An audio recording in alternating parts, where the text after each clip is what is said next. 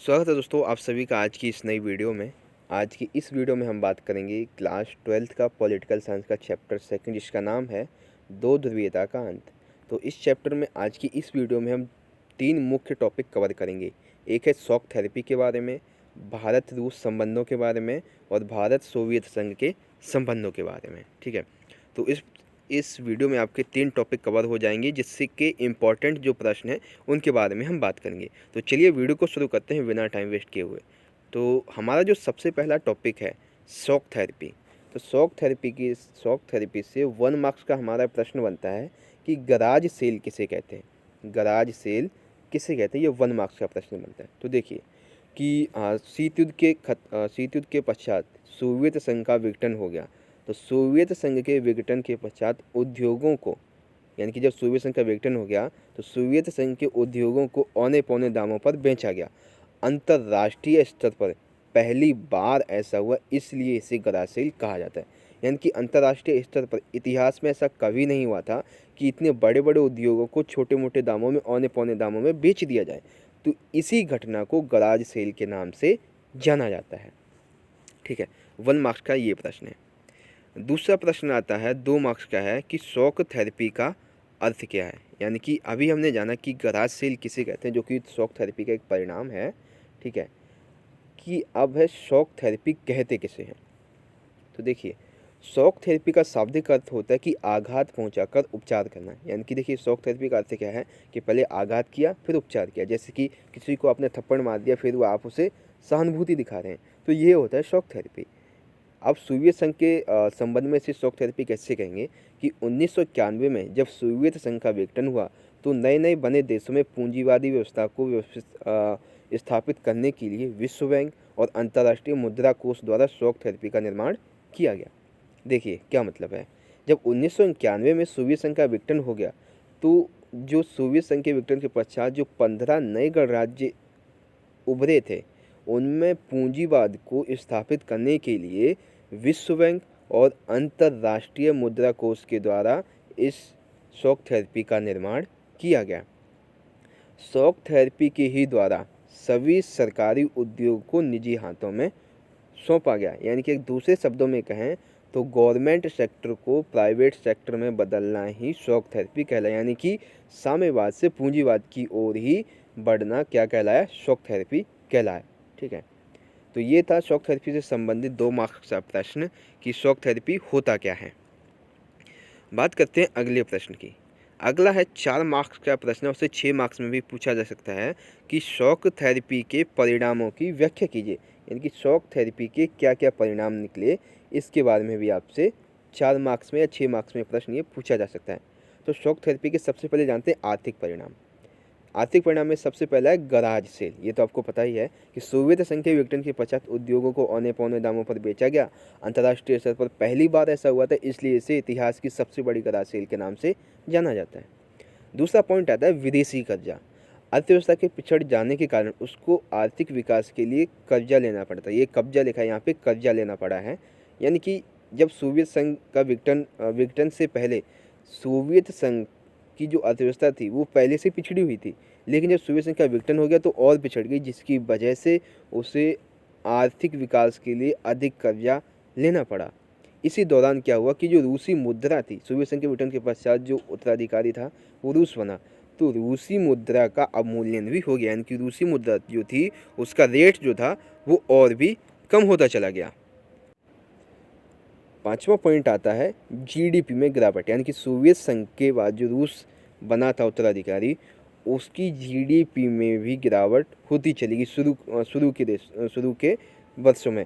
सामूहिक कृषि से निजी कृषि की शुरुआत, जिससे समाज में विभिन्नता उत्पन्न हुई। यानी कि सामूहिक कृषि से निजी कृषि की जाने लगी। इसकी वजह से क्या हुआ कि अमीर जो किसान थे वो और अमीर होते चले गए, जो गरीब किसान था वो और गरीब होता चला गया।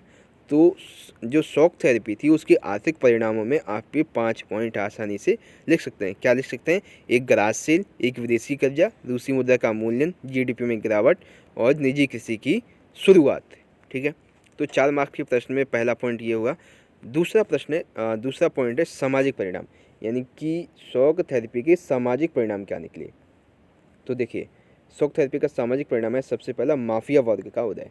समाज में एक ऐसे नए वर्ग का उदय हुआ जो गरीबों का घर छीन लेते थे, उन पर शोषण करते थे।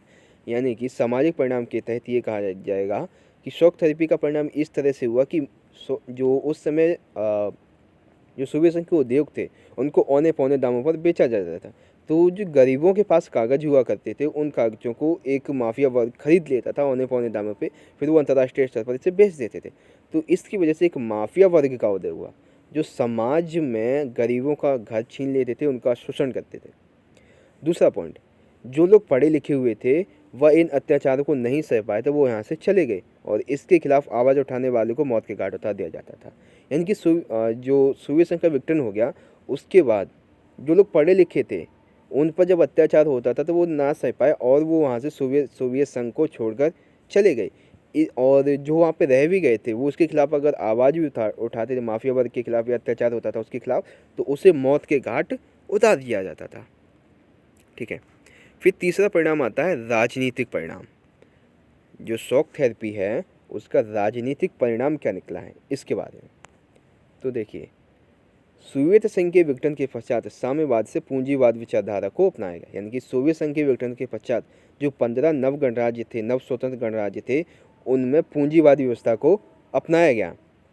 दूसरा पॉइंट, ऐसे देशों का संविधान जल्दी जल्दी में बनाया गया था। यानी कि ये जो नव स्वतंत्र देश थे इनका संविधान जो था वो जल्दी जल्दी में बनाया गया था, जिसकी वजह से इनके संविधान में कुछ त्रुटियाँ, कुछ गलतियाँ रह गई, जिसका फ़ायदा उठाकर नेताओं ने देश को तानाशाह के रूप में बदल दिया। उदाहरण के लिए तुर्कमेनिस्तान, ठीक है, कजाकिस्तान। सरकार के द्वारा जनता को दिया जाने वाला एक सुरक्षा कवच भी खत्म हो गया। कैसे? क्योंकि जब उन्हें बेरोजगारी भत्ता, मूलभूत आवश्यकताएं उनकी पूर्ति की जाती थी, ये सारी की सारी जो सुरक्षा कवच था एक गरीब का वो खत्म हो गया। तो राजनीतिक परिणाम के तहत क्या कहेंगे कि साम्यवाद से पूंजीवाद व्यवस्था को अपनाया गया। ठीक है, जो नव स्वतंत्र देश थे उनका जो संविधान था वो जल्दी जल्दी में बनाया गया था, जिसकी वजह से त्रुटियाँ रह गई उसमें, और जिसका नेताओं ने फ़ायदा उठाकर वहाँ पे तानाशाह शासन को स्थापित कर दिया। उदाहरण के लिए जैसे तुर्कमेनिस्तान, ठीक है, कजाकिस्तान। तो ये थे शॉक थेरेपी के सामाजिक, आर्थिक और राजनीतिक परिणाम। तो आई होप कि शॉक थेरेपी के जो परिणाम है वो आपको समझ आए होंगे और शॉक थेरेपी से आपको यही मोस्ट इंपॉर्टेंट 3 प्रश्न बनते हैं। ठीक है, तो आई होप कि शॉक थेरेपी के बारे में आप सभी को सभी प्रश्न आसानी से समझ में आ गए होंगे। चलते दोस्तों बात करते हैं अब भारत, सोवियत संघ, भारत और रूस के संबंधों के बारे में। गाइस, अब ये जो प्रश्न है कि भारत और रूस के संबंधों का वर्णन कीजिए, ये 6 मार्क्स में पूछा जाता है, 6 में भी और 4 में, दोनों में पूछ लिया जाता है। तो अब जब ये प्रश्न आएगा आपके एग्ज़ाम में तो इसका आंसर किस तरह से लिखना है 6 या 4 मार्क्स में, चलिए देखते हैं कि प्रश्न को जान लेते हैं पहले कि भारत और रूस के संबंधों का वर्णन कीजिए। या तो इसे घुमा के पूछा जाएगा कि सोवियत संघ के विघटन के पश्चात उसका उत्तराधिकारी कौन बना? रूस। इसके साथ भारत के संबंध काफ़ी अच्छे रहे, इसका वर्णन कीजिए। तो चलिए देखिए क्या है भारत और रूस के संबंध। तो देखिए, पहले हैं भारत और रूस के सांस्कृतिक संबंध। जो भारतीय हिंदी फिल्मों के नायक हैं जैसे राज कपूर से लेकर अमिताभ बच्चन सोवियत संघ के बाकी गणराज्यों में घर घर तक जाने जाते थे। बड़ी संख्या में भारतीय लेखक और कलाकारों ने सोवियत संघ की जनता में जाने गए थे। यानी कि भारतीय जो हिंदी के फिल्म के नायक थे जैसे राज कपूर हो गए, अमिताभ बच्चन हो गए, इन सभी को सोवियत संघ के उत्तराधिकारी रूस में भी सभी बहुत से घरों में जाना जाता था। बड़ी संख्या में जो भारतीय लेखक और कलाकार थे उनको जो सोवियत संघ का उत्तराधिकारी था रूस, उसमें जाना जाता था और इन भारतीय कलाकारों ने, भारतीय लेखकों ने वहाँ की कई बार यात्राएं भी की हैं। ठीक है, तो ये पहला पॉइंट हुआ संस्कृति के बारे में। फिर दूसरा पॉइंट है जो रूस के उत्तराधिकारी थे उसका शासन की बागडोर जिनके हाथ में थी, बोरिस येल्तसिन की घोषणा। इन्होंने क्या घोषणा की? देखिए, 1992 में बोरिस येल्तसिन ने यह घोषणा की कि भारत के रूस के साथ संबंध वैसे ही रहेंगे जैसे भारत के सोवियत संघ के साथ थे। यानी कि ये जो बोरिस येल्तसिन है इन्होंने 1992 में घोषणा की कि भारत और रूस के संबंध वैसे ही रहेंगे जैसे सोवियत संघ के साथ थे। 2008 में भारत में रूसी वर्ष मनाया गया तथा 2009 में रूस में भारतीय वर्ष मनाया गया। यानी कि 2008 में क्या हुआ, भारत में एक दिन ऐसा रखा गया जिसे रूसी वर्ष के रूप में मनाया गया और 2009 में रूस में ऐसा दिन एक रखा गया जिसे भारतीय वर्ष के रूप में मनाया गया था। ठीक है, तीसरा पॉइंट, विश्व को एक नज़रिए से देखना, यानी कि जो रूस था सोवियत संघ का उत्तराधिकारी और जो भारत था, इन दोनों का विश्व को देखने का एक ही नज़रिया था। वो क्या था? भारत और रूस दोनों ही विश्व को बहुध्रुवीय देखना चाहते थे। भारत और रूस दोनों ही लोकतंत्र में विश्वास रखते थे, यानी कि दोनों ही, भारत और रूस दोनों ही चाहते थे कि विश्व जो है वो बहुध्रुवीय हो, यानी कि बहुत सारे मतलब जो देश हैं वो सभी स्वतंत्र हैं, सभी में लोकतंत्र स्थापित रहे। फिर आता है आर्थिक, यानी कि भारत और रूस के आर्थिक संबंध। तो देखिए, भारत जो है वो रूसी हथियारों का दूसरा सबसे बड़ा खरीदार है, यानी कि रूस में जितने भी हथियारों का उत्पादन होता है, उन सभी हथियारों का सबसे ज़्यादा जो व्यापार होता है उसमें दूसरा स्थान भारत का है। भारत में तेल का अधिकतर व्यापार, अधिकतर आयात जो होता है वो रूस से होता है।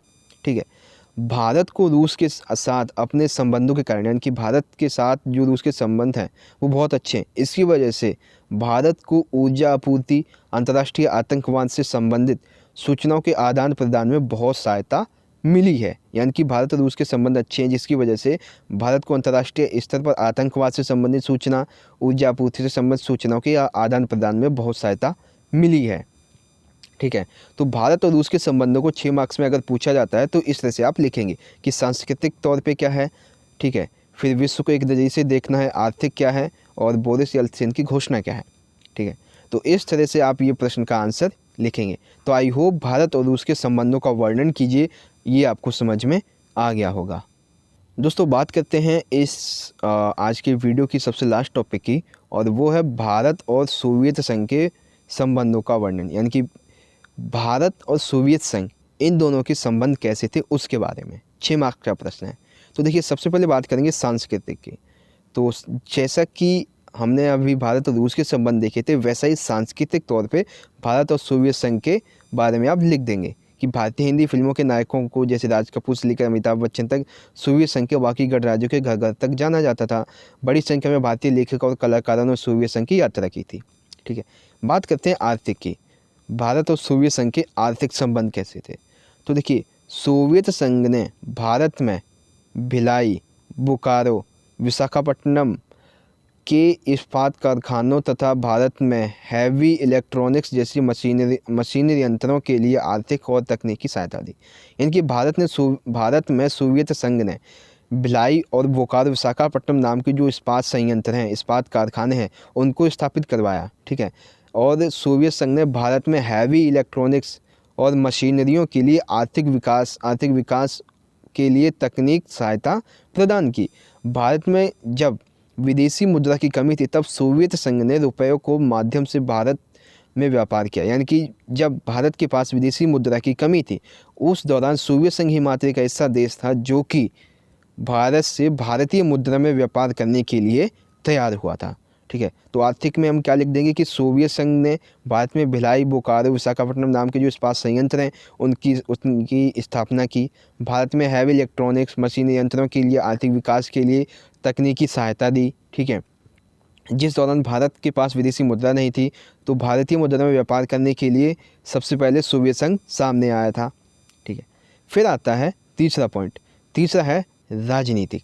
तो देखिए, सोवियत संघ ने कश्मीर के मामले में हमेशा संयुक्त राष्ट्र संघ में भारत का समर्थन किया। यानी कि संयुक्त राष्ट्र संघ में जब भी कश्मीर का मुद्दा उठता है, तो सोवियत संघ ने हमेशा भारत का ही समर्थन किया है।